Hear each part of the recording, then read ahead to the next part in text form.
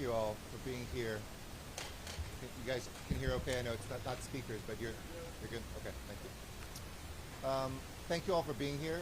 I'm joined today by our Chief of Police, Michael Moore, by our Superintendent, Alberto Calvajo, and also our council member from the 13th Council District, Mitch O'Farrell, as well as representatives of our teams who have been working around the clock on the tragedy that we saw unfold. On Tuesday, in our City of Angels, we lost a bright young angel who was the victim of a drug overdose taken from us way too soon in our city. There's no more tragic news that a parent, that a school community, that friends can hear than a teenager who has been taken from our city for potential loss. Her story here at an end.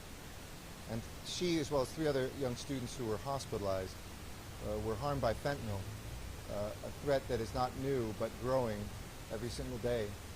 Cheaply made, incredibly dangerous, a deadly growing threat to our kids and to our communities, peddled by predators who are distributing death. These are not overdoses. These are people who have been poisoned. These are murders. And I want to thank LAPD for their swift action in this case. Anybody who questions whether or not we have a department that is equipped with the very best people and the experience it takes knows that the City of Los Angeles is grateful to have a department like this that can so swiftly bring justice forward. They've identified the suspects who have been, and one, I believe 2, and we'll have the chief give more detail, have now been arrested. I want to make one thing clear, though, that we collectively as a city, the community, the government, the school district, if you prey on our children, it will not end well for you. And we're not just interested in the final distributors of the pills that peddled this death. We want to go up that chain. And anybody who's involved with the distribution of this, the manufacturing of this, those who are enabling the dealers that allow this to happen, this will not end well for you. To the parents who are affected by this tragedy, I want us to all say that we wrap our arms of love around you and our hearts break with you. We have no tolerance for this evil. We will be relentless not only in taking down predators, but also lifting up our young people. I want to thank the council member, the superintendent, the LAUSD staff, and the work we've already done to make sure that there are safe places for our children to be, especially working class families when 2 parents work or only parent works. And the parents who are seeing these tragic deaths unfold, please take time to talk to your kids about the risks of taking illegal drugs, and especially of how deadly fentanyl can be. The very first time somebody takes this can be the very last day that they live on the face of the earth. I know these conversations can be hard and scary. For some of us it might seem like this is decades old, these conversations, but they are more necessary now than they have been in recent memory. And for this generation, they live in an extremely dangerous time. One pill can kill. Assume that non-prescribed and legal substances contain fentanyl, and tell your children that. If you can't tell if drugs contain fentanyl by look, taste, smell, or touch, that is what makes them so dangerous. You cannot see that. And a dealer may be a friend or a so-called friend or classmate. They might not even know what substance they are providing to you. Overdoses are now the leading cause of preventable death among people aged 18 to 45, ahead of suicide, ahead of traffic accidents, ahead of gun violence. So the best way to combat this is through awareness and education, compassion and open communication, even as we bring justice to bear in this and other cases. And if your child is feeling stressed, anxious, or depressed, you can find mental health support through your health provider or our LA County Department of Mental Health, where there are resources specifically for our youth. Today our community grieves the loss of a precious young life, and we will not rest until justice is brought.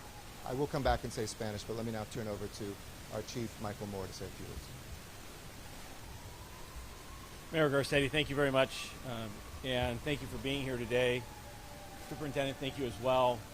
I want to thank Councilmember O'Farrell, as well as the Special Agent in charge of the Drug Enforcement Agency, that is Mr. William Bodner, who's behind me, as well as the men and women to my left. These are the command officers that oversee the units that have sprang into action regarding the immediate discovery of these 2 young victims and in the pursuit of identifying who the purveyors of these deadly narcotics were. and yet we're not done, and so their work continues. On Tuesday, September 13th, these two victims purchased what they believed to be Percocet from subject number one. We're not identifying any of these juveniles based on their age. Subject number one is 15 years of age. He's a male. The transaction of this occurred on school campus. Now there's been a need to make clarification. Both of the subjects that are now in custody, subject one and the person I'll later identify as subject two, are students at Apex, which is an independent charter school that's co-located at the Bernstein High School. So the early reports of them being actual students at Bernstein is a distinction here in regards to the charter school versus the LA Unified School District High School, which is adjacent to it.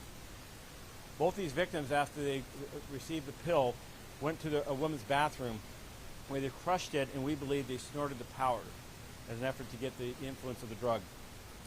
Victim two later woke and found victim one unresponsive. She walked outside where she found her father, who was looking for her. Now the initial transaction of the sale occurred about 12:30 in the afternoon, and from 12:30 to 8 o'clock is where we believe these two individuals consumed the drug and had the immediate impact of this drug, which we suspect is laced with fentanyl. The father discovers them about 8 o'clock. The police department, fire department are immediately dispatched. Unfortunately, victim one they could not recover, and she did die, and she is deceased. Victim two was transported and still hospitalized. It's hopeful that she will recover from this incident. Westboro Homicide was immediately called into this matter, and in their relentless work, joined by the Hollywood area, the Narcotic Enforcement Detail, as well as the gang narcotics division, their task force responded to this to investigate how did this transaction occur and who was responsible. Quickly, we identified both subjects. Subject one being 15-year-old male, suspect two being a 16-year-old male. Subject one lives with his grandmother, and this morning he was arrested at approximately 8:40 in the morning. He was found in the possession of some additional pills that we believe to be the same narcotic and the same poisonous drug laced with fentanyl. His background is limited. He's had minor contacts with the police, such as curfew, tobacco possession, no other criminal conduct. He will be booked. He's currently in our custody. We'll be booked for 602 of the Welfare Institution Code, 192 of the Penal Code, which is manslaughter. By all indications, the overdose, this incident occurred as the drug was laced with fentanyl, unbeknownst to these victims. Suspect two, we believe, sold narcotics not at that location, but at the nearby park, and sold it to a third victim. He is also in custody and will be charged with the sale of narcotics, and the effort will be to detain him as well. He is a close associate of subject one. Our investigation has not stopped here. We still have the forensics to work with the narcotics that are taken into custody to verify what we suspect is that this is a fentanyl-laced pills. It's common practice today in the illicit pill market to use fentanyl to spike or to enhance the drug. Typically and frequently, these result in overdoses because of the overabundance of fentanyl and the powerful nature of it. Our work does not stop because these two individuals, 15 and 16 years of age, are simply transferring and soldiering, if you will, this distribution. There is a drug organization behind this. And I'm thankful that with the DEA's assistance and our HIDTA task force, in support by our Narcotic Enforcement Detail, that we will identify who are supplying these drugs to these two individuals. And I look forward to pursuing an aggressive prosecution for them, because this is the trail of this does not end here. I'm also encouraged by the work, the fast work, the expediency of the Drug Administration the DEA coming to the assistance of LA Unified to increase the awareness for students and faculty alike about the dangers of consuming these illicit drugs. That these are, it's a Russian roulette, except the weapon may have one empty chamber and the rest of it are likely things that could kill you. That I don't believe is currently appreciated by many students across our entire region.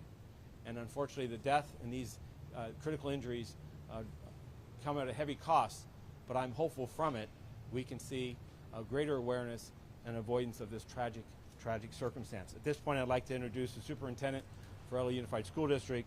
Appreciate his leadership and partnership in the safeguarding of these children and education, and that is Superintendent Calvajo. Sir? Thank you very much. Hold on one sec. We'll get to questions in a second.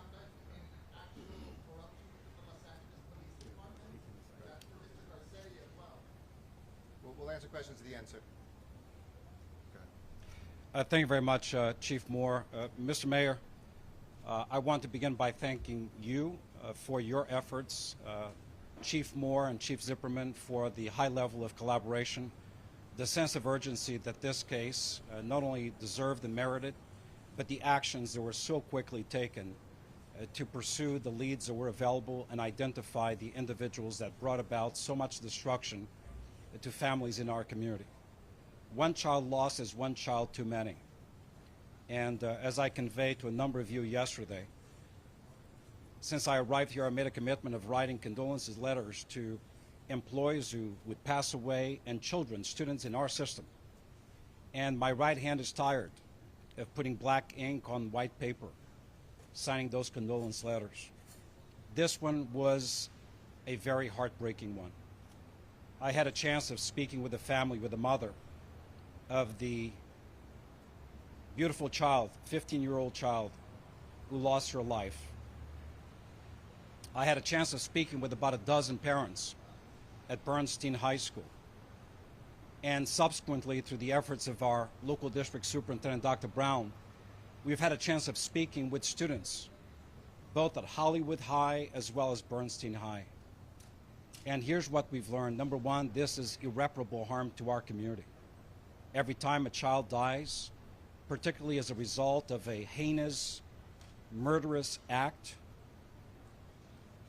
the fabric of our community is destroyed. One child, one soul at a time. So it's not acceptable. I said it yesterday, I heard the mayor say it again today. You can run, but you can't hide. We're coming for you. When you prey on young children, even if you have intermediaries in the process, using children to harm children is the greatest crime, the greatest sin one can commit in our community.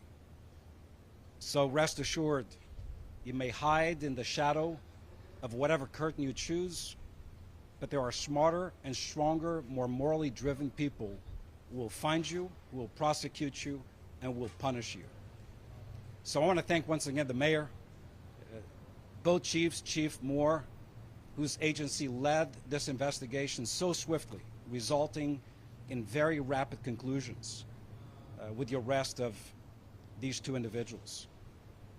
We will never be able to bring this young lady back. The harm and the damage is done. However, what we can do is what we have already started doing. During summer school, the city and the mayor and the school system partnered. And across the community, we provided safe environments, educational opportunity enrichment programs, athletic programs, and anything else in between for over 100,000 young people in our community. The challenge for us now is in the killing hours after the last bell and nighttime, what are we willing to do? And we have commitments from our local district superintendents, from the chiefs, from this mayor, that we will turn our parks into safe havens for kids. But we will go deeper and farther. There are decommissioned schools in the area. For example, Selma Elementary. I remember having a conversation with City Council member O'Farrell just yesterday and today again.